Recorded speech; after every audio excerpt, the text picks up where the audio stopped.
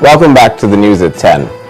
An estimated 3.9 million Nigerians between the ages of 20 to 79 years are living with diabetes, and this is according to the International Diabetes Federation, IDF.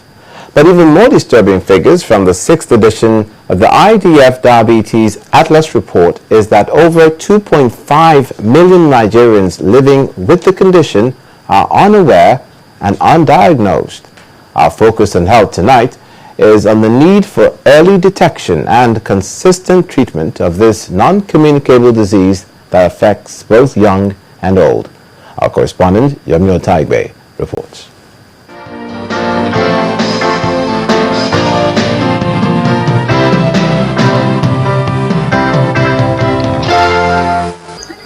Diabetes mellitus is one of those silent medical conditions that can hardly be seen on the face.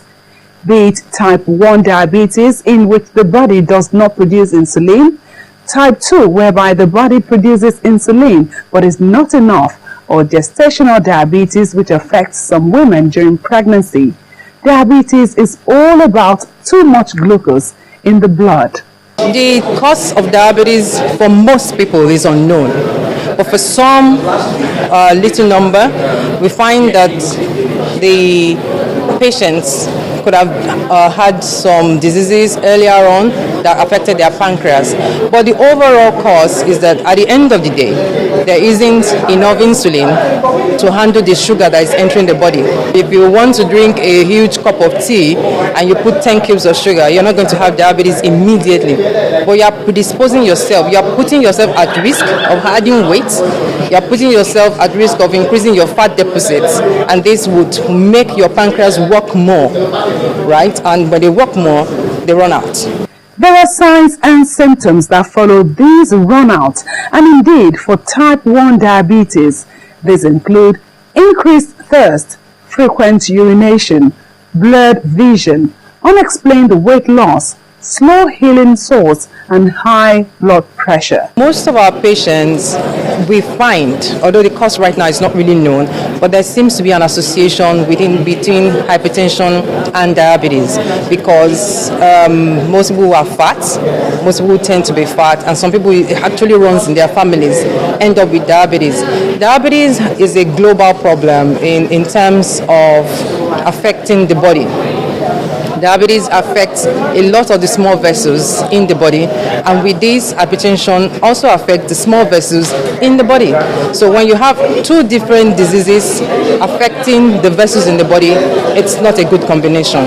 Once diabetes is diagnosed, the person has to be on lifelong treatment with not just medications but also lifestyle modification. The person needs to adjust the lifestyle. There used to be a time when people were told to just take beans and beans-based meal to prevent their blood sugar from going up, but that has since changed in recent times, that people can still consume the usual meal that other people eat. They just have to look at the quantity they consume. They won't consume as much as people that don't have diabetes, and so in that way they're able to control their blood sugar. And of course, when they are treated, they should be on their medications for a lifetime. Being on these medications and other lifestyle modification is what has kept almost 60-year-old Mr. Sam Iferaro a step ahead of complications from diabetes. The veteran print journalist has been living with the condition for over a decade. Some, I think 13, 14 years ago, I just discovered that I was urinating frequently. As a health reporter, I knew this could be a sign of infection, or it could be as a result of diabetes. So I went to the doctor, and the doctor carried out some tests, and the following day he told me my blood sugar was very high. I've been working in collaboration with my doctor. That was when she placed me on insulin. With the insulin, I also took my oral drugs. I believe very soon my healing is coming, although medically we're told diabetes cannot be cured. But the Bible tells me with God all things are possible. Treatment remains the lifeline for people living with diabetes, but the cost of the drugs is a challenge. The oral medication, the insulin, I showed it to you. This one, Penfield, comes in a pack of 6, okay? And that's about 6,000 plus, 6,150 or thereabout. Some may need about 3. It depends on how you are able to control your blood sugar. Unfortunately, not many Nigerians are on insulin right now, and it is because the cost is high. So if we must control cardiovascular diseases like diabetes, then government must begin to think of a measure to bring down the cost of drugs. Just as Mr. Iferaro is doing his best in managing diabetes, the risk of complications from the condition can be reduced by adhering to medical advice, which would help keep diabetes under control. While risk factors such as genetics and age are not adjustable, healthy diet, regular physical activity, maintaining a normal body weight, and avoiding tobacco use can prevent or delay the onset of type 2 diabetes. Also, blood sugar levels should be regularly checked so that any trace of diabetes can be detected and treated early. Yomi Otaibo reporting for Channels Television News.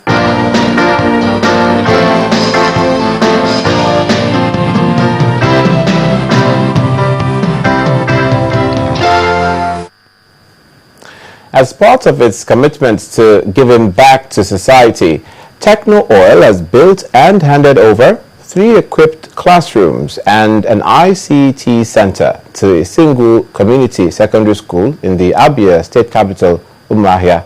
The company says the move is to help at empowering youth through education. For the people of Isingu in Abia State, it's a new dawn in education development in their community, and they cannot hold their joy.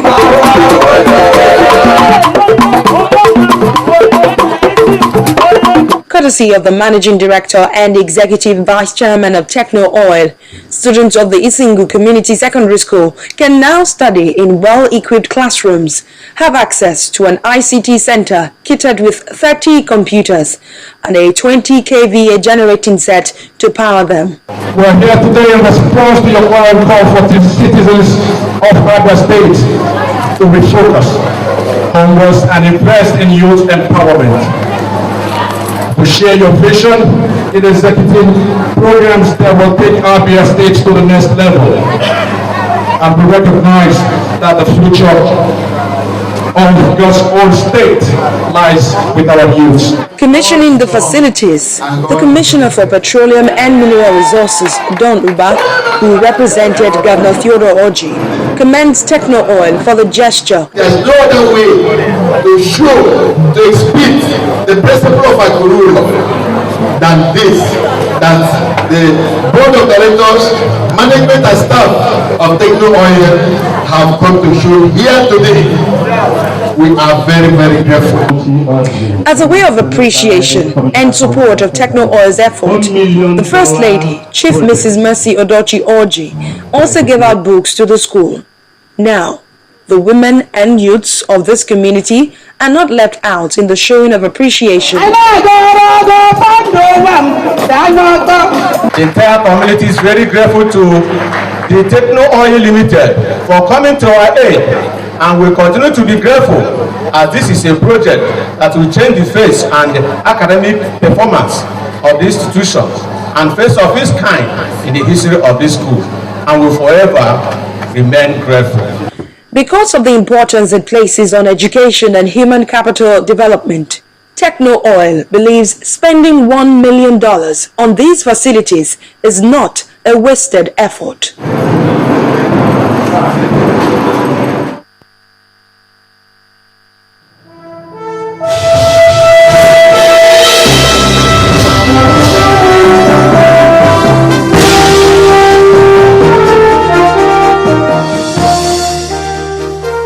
You're watching the news at 10.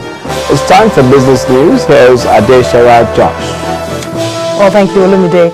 November headline inflation is expected to drop to 7.66% from 7.8% recorded in October.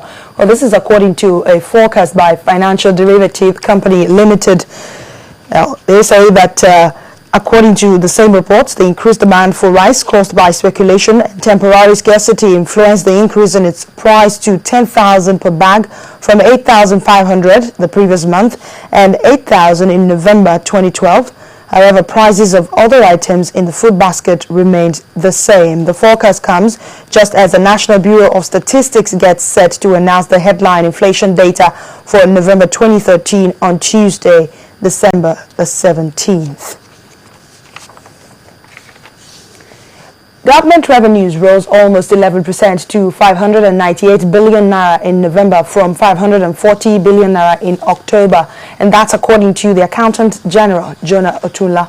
Ms. Otunla said total revenue to be distributed to Nigeria's 3 tiers of government is 676 billion naira. According to him, in October, Nigeria distributed 568 billion naira and $1 billion taken from the excess crude account. It distributed nothing from the ECA in November. He maintains that the ECA had $3.18 billion as of Friday, down from $9 billion a year ago. The interbank lending rates rose marginally to an average of 12.75% this week, 2 percentage points higher than last week, following large naira cash withdrawals by NNPC. NNPC withdrew about 140 billion naira from banks in 3 tranches this week, draining cash liquidity and pushing up the cost of lending. The market opened with a cash balance of about 273 billion naira on Friday, compared with 328 billion naira last week, but it could be lower at the close of market on Friday after banks fund their accounts for bonds and foreign exchange purchases. The open buyback rose to 12.5% on Friday against 10.5% last week, 50 basis points above the central bank's benchmark interest rate of 12%.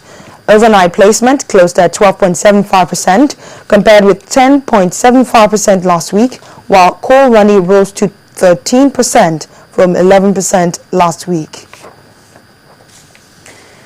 Meanwhile, at the equities market, investors churned out 2.7 billion shares worth 18.67 billion naira in slightly over 24,000 deals this week.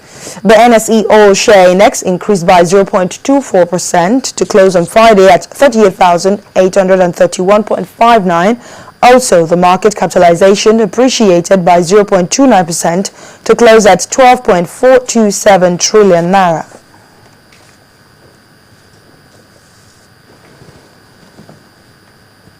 That's business news this hour. The news at 10 continues in a moment.